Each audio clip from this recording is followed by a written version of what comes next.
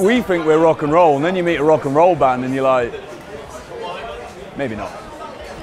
He tells you about having a sicky blowjob. You know what? You know what? The worst experience of his life. You know what a sicky blowjob is.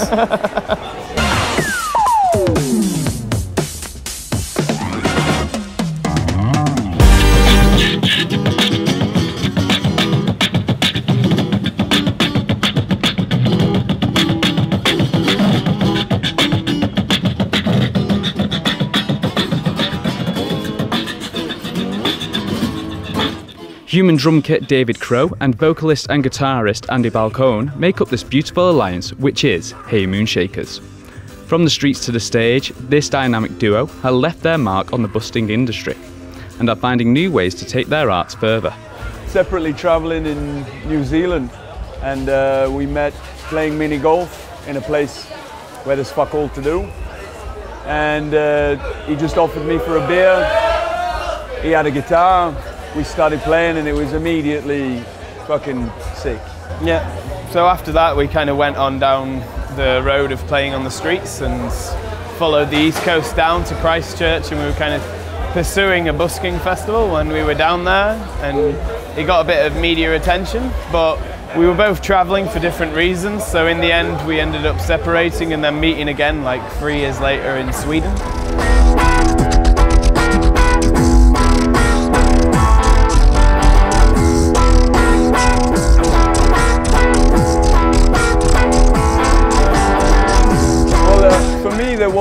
There wasn't a plan of getting into the music industry.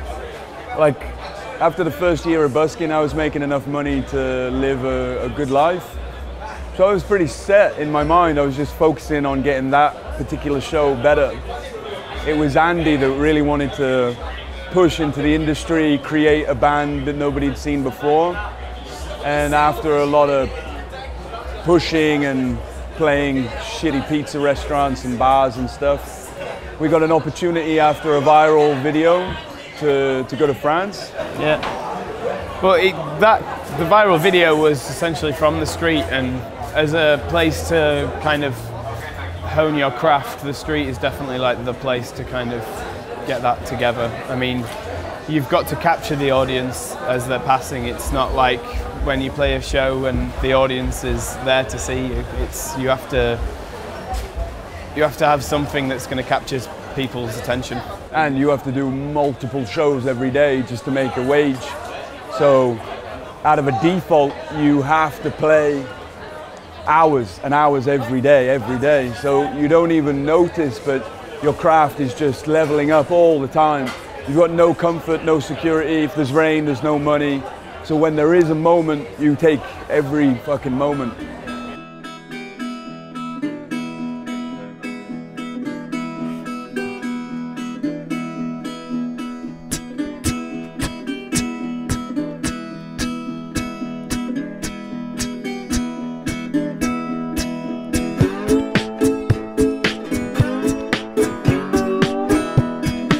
My best experience busking was in Covent Garden, and was playing on the street, and this was when we first started the group, so we really needed some cash to go back to Sweden with,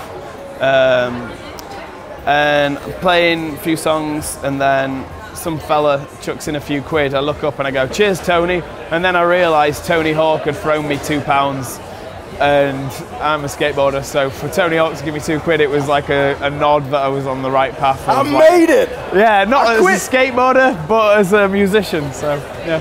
Yeah, for me it was just moments where you play 3 or 4 shows, you're not really getting crowds, the day's really passing and you got nothing. You do a show and you make 100 quid.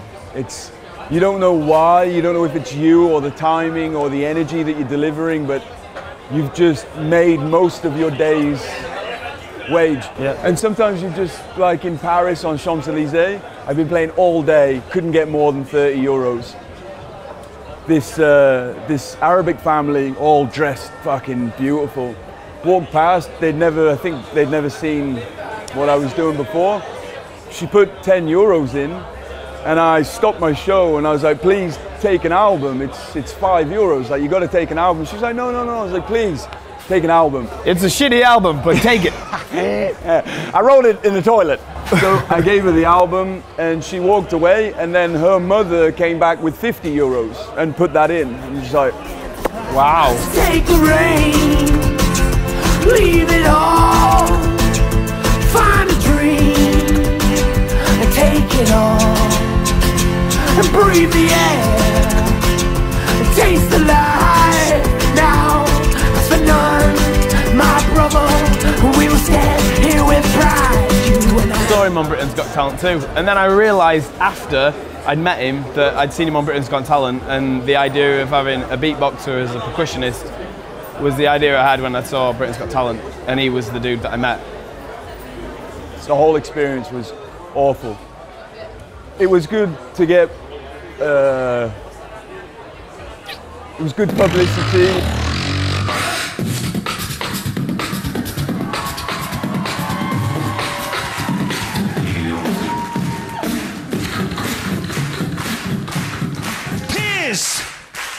Pathetic.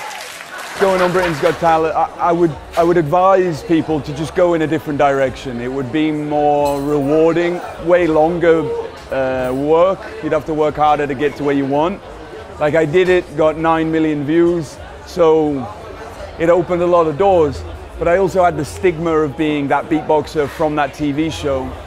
And when I decided that I didn't want that, I wanted to be more self-made and organic, it took years to shape that. Still, now my wolf howling to the moon. Gotta keep my pack coming down like a moon. As a street performer, you live the day after day after day. You're in it, you're always thinking about the street, how your performance is going, where you can play, where the police are not, where the groups of people are. You go away for 6 months and come back, you've lost it. You've lost that vibe, that energy that you're conjuring out of nowhere. It takes balls to play in front of people. It takes balls to speak in front of people. It takes massive balls to play on the street. There's no doubt about it. When I stand amongst my people, feel love. When I stand amongst my people.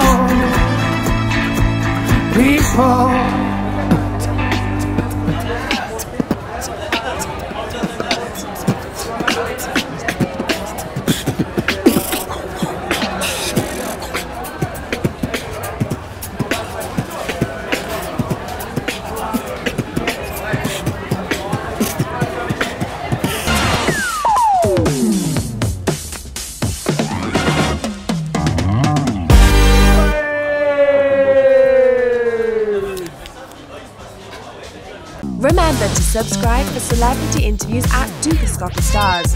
Click here for the newest trends at Dukascopy Fashion. Click here for brand new hit music weekly. Got a question that needs to be answered? Try Dukascopy 911.